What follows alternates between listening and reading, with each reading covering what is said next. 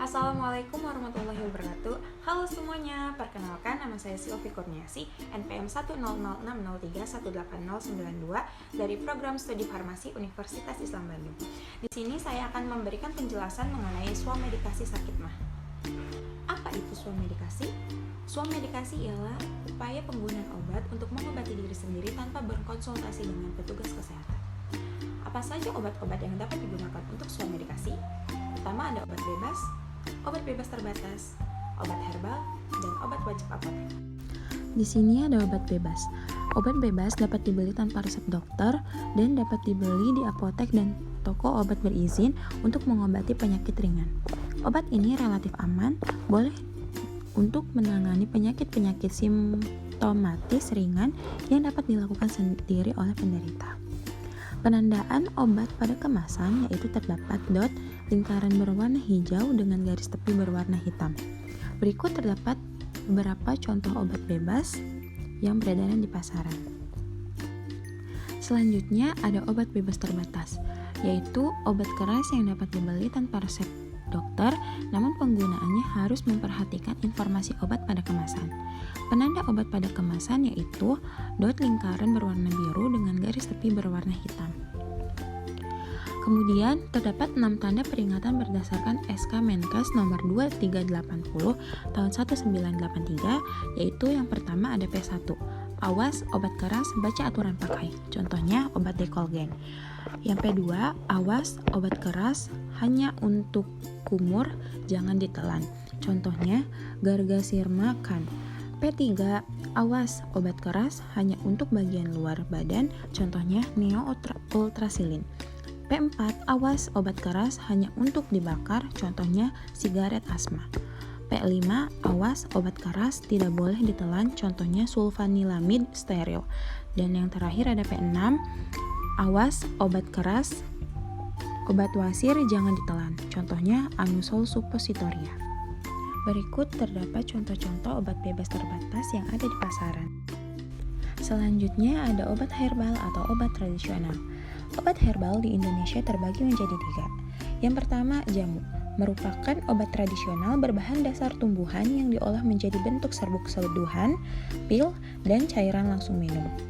Berdasarkan ketentuan Kepala BPOM, jamu tidak memerlukan pembuktian ilmiah maupun uji klinis lab. Suatu ramuan tradisional dikatakan jamu jika keamanan dan khasiatnya telah terbukti berdasarkan pengalaman langsung secara turun-temurun. Yang kedua ada OHT atau obat herbal terstandar. Merupakan obat tradisional yang terbuat dari ekstrak tanaman obat, sari binatang maupun mineral. OHT ini harus melalui uji praklinis di lab untuk menguji efektivitas, keamanan, dan toksisitas obat sebelum dijual di pasaran. Dan yang ketiga ada fitofarmaka. Fitofarmaka ini bahannya sama OHT, namun ada sedikit perbedaan dengan OHT, di mana fitofarmaka ini jenis obat bahan alam yang efektivitas dan keamanannya sudah dapat disejajarkan dengan obat modern. Yang mana fitofarmaka ini harus melalui proses uji praklinis dan klinis. Berikut contoh-contoh obat herbal yang beredar di pasaran. Kemudian yang terakhir ada obat wajib apotek atau OWA. Obat wajib apotek ini merupakan obat keras yang dapat dibeli di apotek tanpa resep dokter yang diserahkan oleh apoteker.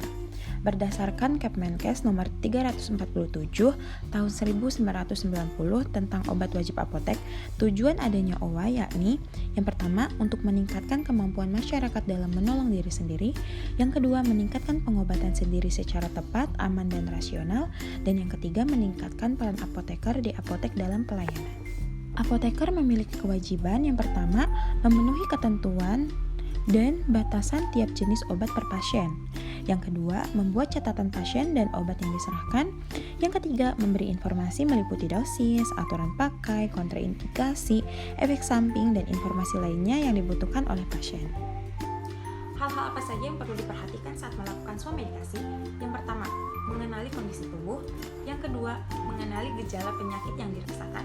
Yang ketiga, mengetahui obat-obat yang dapat digunakan untuk swamedikasi. Yang keempat, meneliti obat yang akan dibeli meliputi aturan pakai, tanggal kadaluarsa, perhatian dan peringatan, serta cara penyimpanan obat. Pengertian sakit mah. Sakit mah ini merupakan penyakit yang sering dialami oleh masyarakat karena adanya peningkatan produksi asam lambung sehingga menyebabkan iritasi pada lambung. Apa saja sih yang dapat menyebabkan sakit mah? Yang pertama, makanan atau minuman yang dapat merangsang lambung, seperti makanan pedas atau asam dan kopi. Yang kedua, adanya stres fisik maupun stres mental.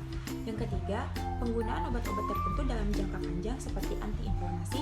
Dan yang keempat, pola makan yang tidak teratur. Gejala apa sih yang ditimbulkan ketika kita sedang mengalami sakit mah? Yang pertama, nyeri di bagian perut atas. Yang kedua, perut terasa kembung. Yang ketiga, perut mudah terasa penuh. Yang keempat, sering bersendawa dan kentut. Selanjutnya, pengobatan sakit mah. Sakit mah dapat diobati dengan menggunakan obat antasida yang digunakan saat perut kosong 1 jam sebelum makan atau 2 jam setelah makan.